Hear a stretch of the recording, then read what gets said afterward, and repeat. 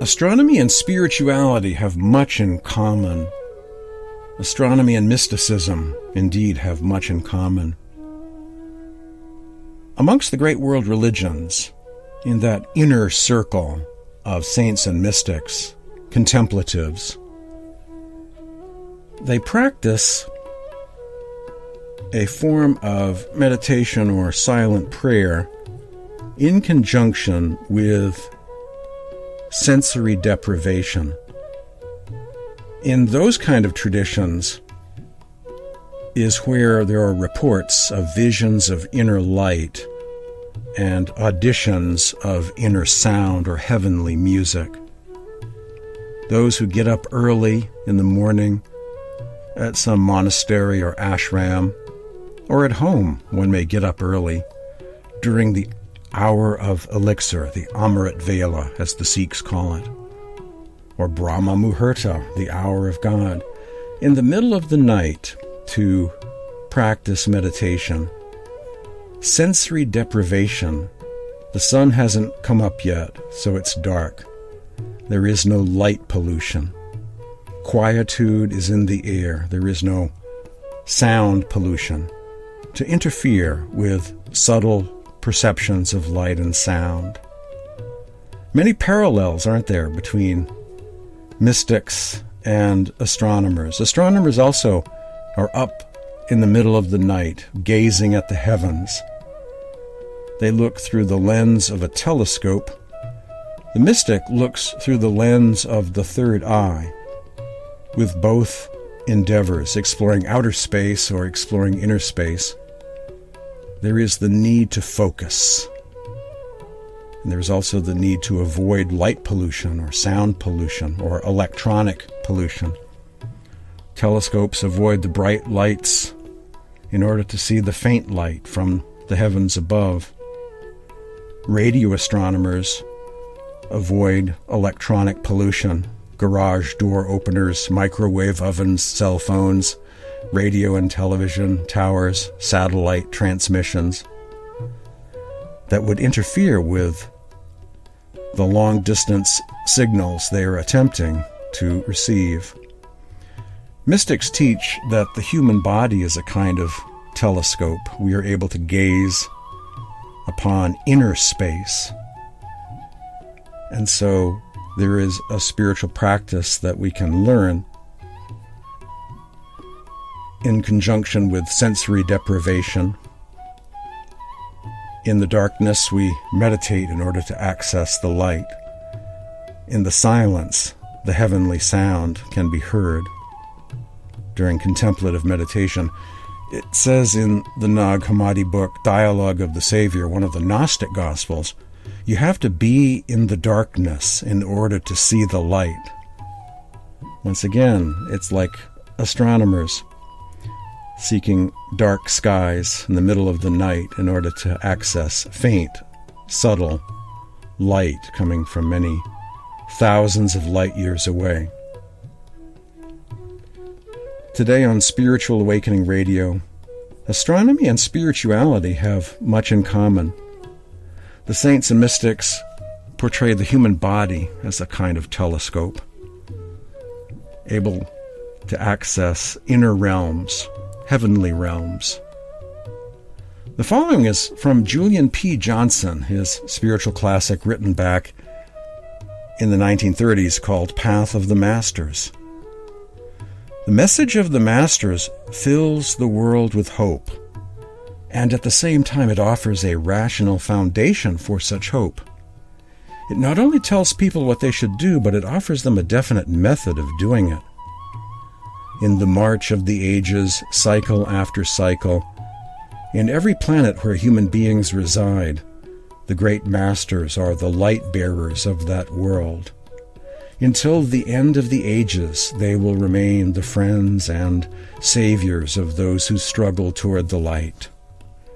I suppose we might update that and say, in every planet where sentient, intelligent life resides, the great masters are the light bearers of that world.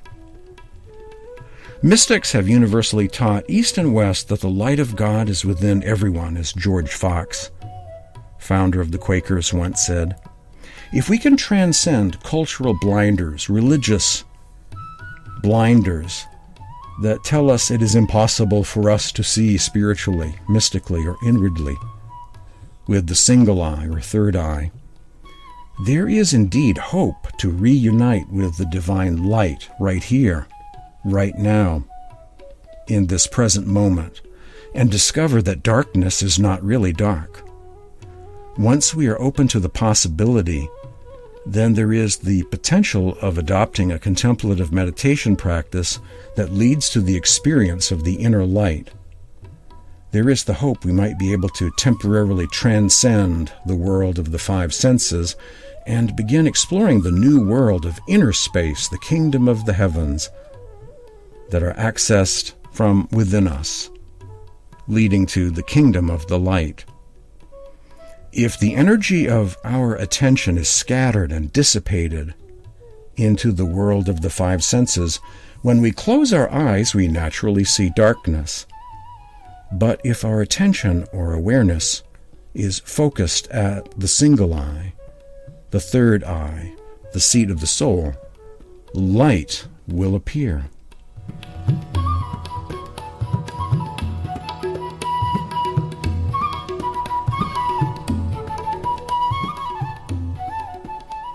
Life in the cosmos, not through the empirical method, but through the intuitive or revelatory. The medieval mystic, Hermetic, Gnostic, Christian mystic Giordano Bruno once said that there is an infinity of worlds. Thus is the excellence of God magnified and the greatness of his kingdom made manifest. He is glorified not in one, but in countless suns, not in a single earth, a single world, but in 1,000,000, I say, in an infinity of worlds. As is often the case in the West, where spiritual movements are liquidated and the wheel keeps getting reinvented over and over again, mystics such as Giordano Bruno might be burnt at the stake or imprisoned, disappeared from the scene. But at the same time as Giordano Bruno's comments were shared in Europe, in India, Guru Nanak said something quite similar, and instead of being treated like a criminal or a heretic, Guru Nanak is considered to be one of India's greatest saints. The following is from the Jap Ji, the morning prayer of Guru Nanak, saying something quite similar to Giordano Bruno. Many millions are the skies and solar systems. Many millions are the moons, the suns, the stars. Many millions are the sources of creation and continents. Many millions are the jewel-containing oceans. Many times has the universal expanse occurred. The Lord has strung all the creation in his thread. His limit no one knows. Many millions go about in many existences. Many millions have been the incarnations. Many millions are the creatures of various descriptions. Many millions of beings the Lord has made of good many descriptions. Many millions are the celestial singers. Ever and ever the unique Lord remains the same. From the Lord they emanate, and into the Lord they merge.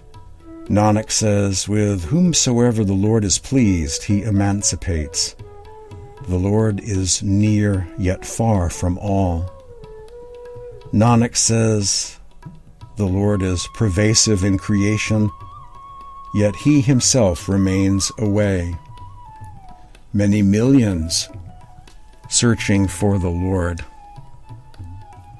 find the Supreme One within their mind. Many million are thirsting for the sight of the Lord. To them the imperishable Lord meets. They are imbued with the love of the transcendent Lord. In many ways the Lord has spread himself. Nanak says the Lord is all by himself. Many millions are the devotees of the Supreme Lord, and their souls are enlightened. Many millions have realized the essence, and with their eyes they behold the one Lord. Many millions have realized the essence, and with their eyes they behold the one Lord. Many millions drink the nectar name. They become immortal and live forever and ever. Many millions sing the praises of the name. They are spontaneously absorbed in divine delight. His servants remember him with every breath. Nanak says they are the beloveds of the Supreme Lord. The Lord alone is the doer of all deeds. There is no other. A passage from the Sikh scriptures, the Adi Granth, the Gurbani or Psalms of the Saints of India, from Guru Nanak's Jap Ji, morning prayer.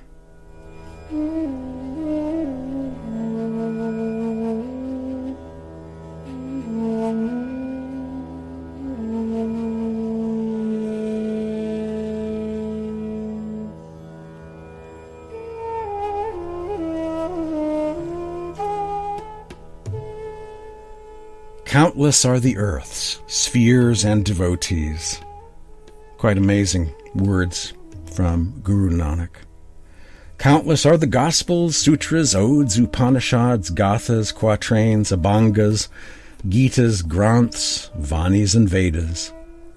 As Guru Nanak says in his morning prayer, the Jap Ji, endless are the harmonies played by the minstrels. The players prepare endless tunes and measures to sing to thee, O bountiful Creator.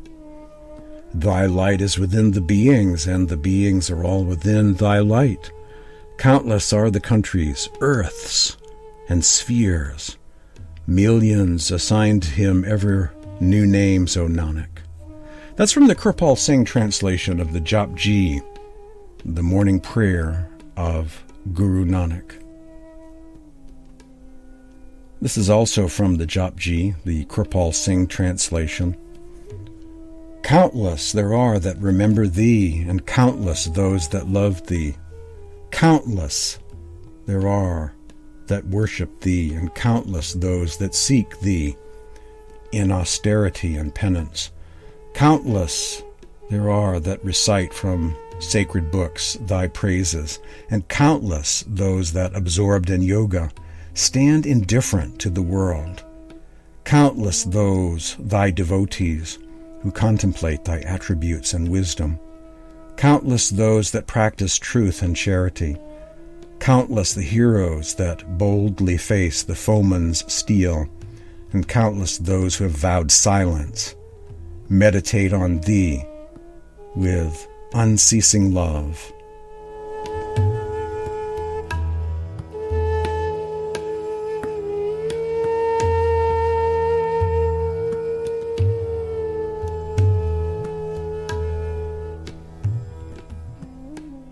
Those verses from the Jap Ji, the morning prayer of Guru Nanak, remind me of a passage from a Western text known as the Book of the Odes, known to some as the Odes of Solomon.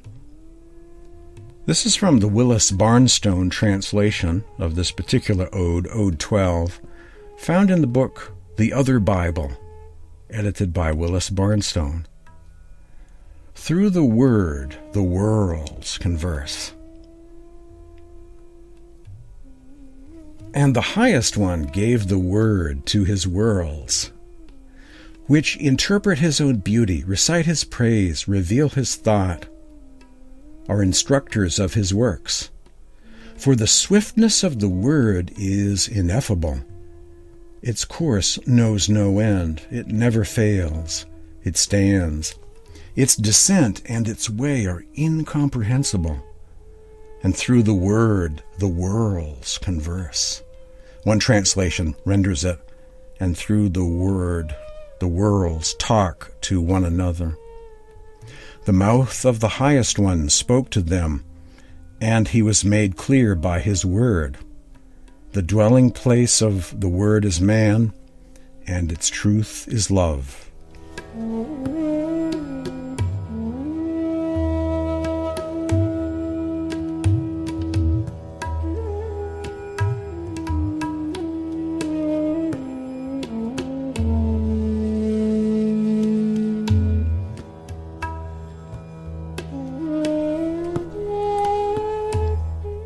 Astronomy and mysticism have much in common.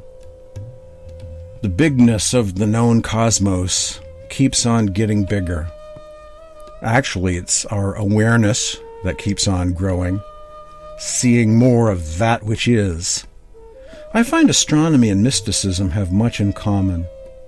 Like Galileo discovering new worlds through the lens of his telescopes, mystics have been trying to tell humanity for eons something quite similar. The reason why the contemplative state of being is still hidden from most of us, most human beings, is that unlike Galileo's telescope, in order to look through this particular lens, the third eye or inner vision, we mustn't focus on the outward sensory impressions, but go in the opposite direction into inner space. Look through the lens of the third eye to access the world of within. Tune the inner radio dial, listening for the subtle inner sounds coming from beyond the silence. This is how to access the kingdom of the heavens, the inner space within you. The spiritual path is all about this, transformation. Beyond a certain point, when we've gone as far as we can go on our own, trying to figure out the mysteries of reality and the cosmos, trying to figure out how those saints and mystics and gnostics experienced the heavens like they did, like they wrote about in their writings or scriptures. Inspiration can come from others we eventually come to trust.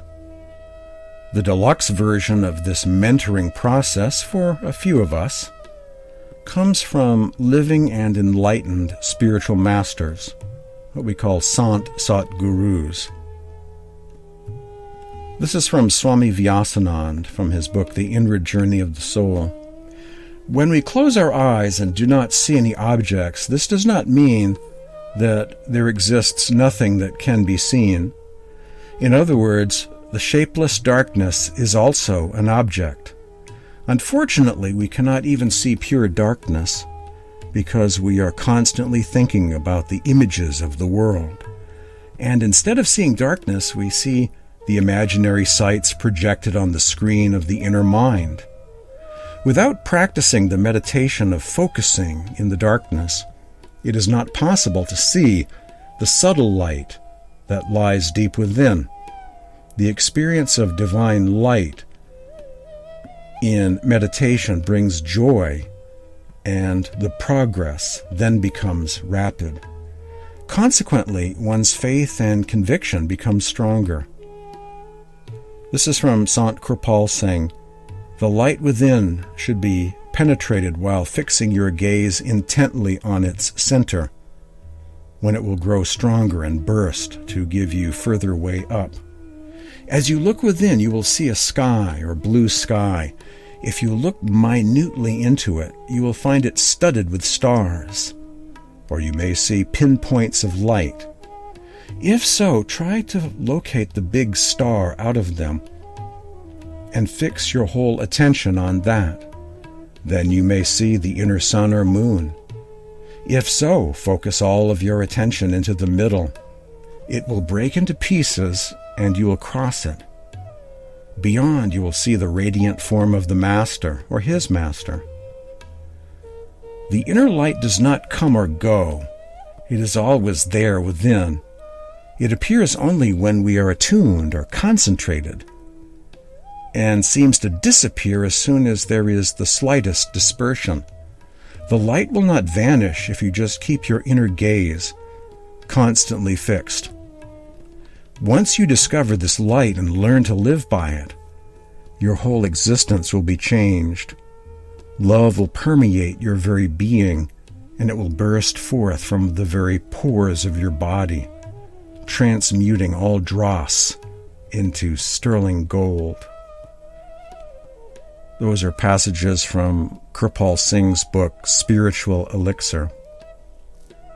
This is from the poetry of Sant Nam Dev.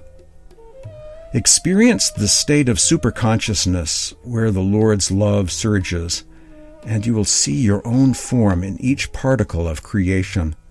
O Nama, the Lord will make the pupil of your eye his home, and your eye will expand to contain the entire universe.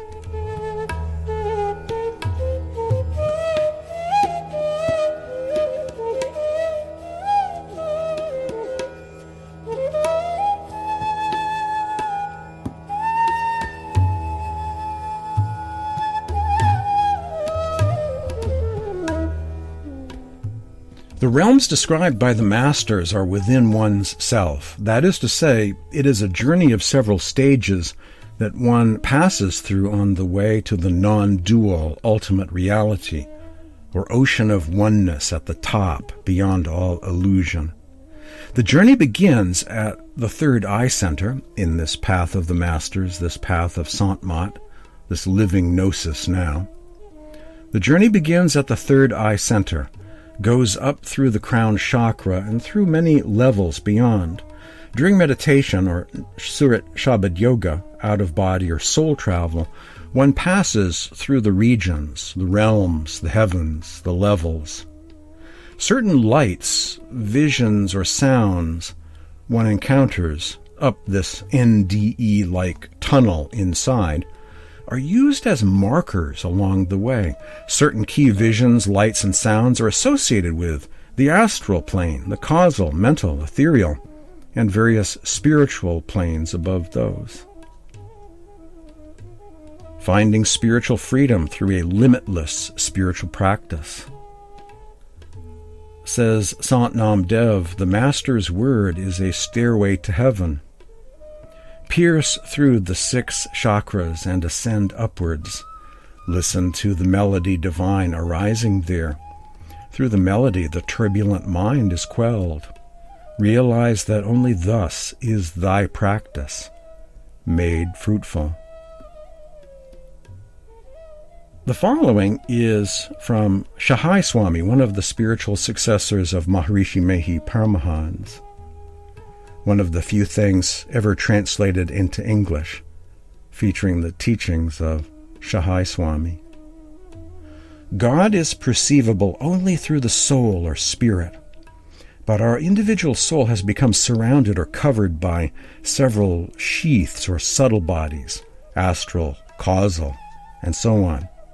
So long as it remains in the captivity of these various subtle bodies and the physical body, it will be under the knowledge of these bodies and organs only, will be under illusory knowledge only, and will not be able to realize God.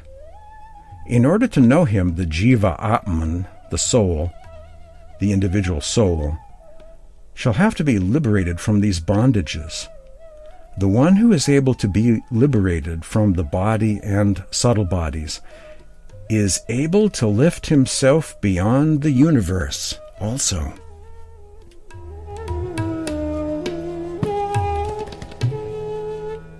My commentary on Radhasoami.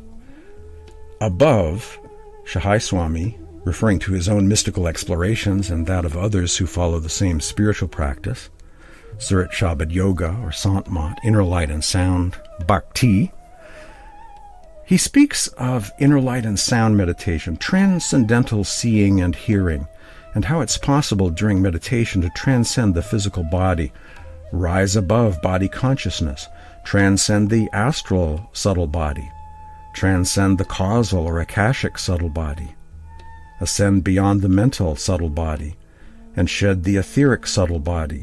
All that remains is one's true naked identity, Atman, self or soul, Surat. After stripping off all of the garments of the outer worlds, the subtle bodies, and corresponding realms they are associated with, or tethered to, the soul exclaims, I am that, I am that, I am that. In this sense, the soul has ascended beyond all of the universes of space-time and experiences knowing itself in the timeless state, the true eternal realm, or Satlok, or Sachkhand. What an amazing thing to proclaim to child humanity. We can go beyond the universe.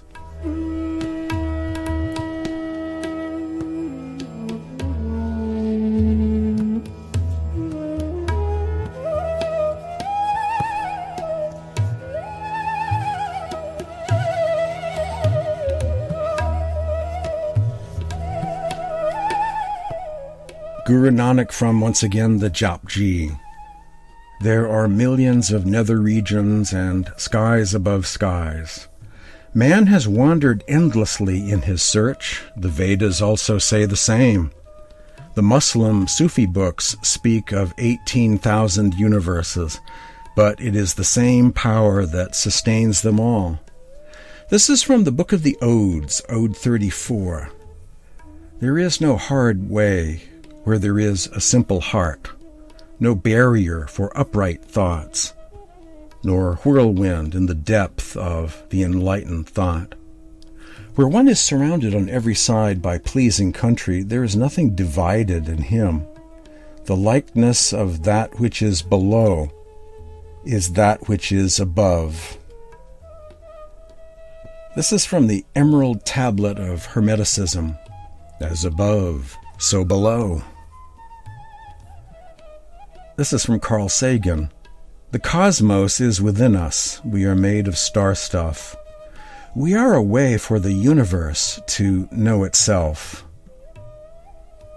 Kabir says, the light of one soul is equal to that of 16 suns. That naked soul we talked about earlier, stripped of all the garments of the lower worlds. Thank you for joining me for today's Spiritual Awakening Radio. My name is James Bean. My email address is james@spiritualawakeningradio.com. Visit my website. Check out my podcasts as well. You'll hear more shows in the podcast realm, as in best of Spiritual Awakening radios that are released. Archived older shows never introduced into the podcast world before.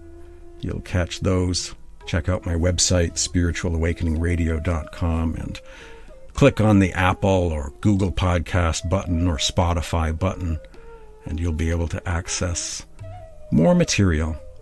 Wrapping up today's program, this is from Rumi. We are stars wrapped in skin. The light you are seeking has always been within.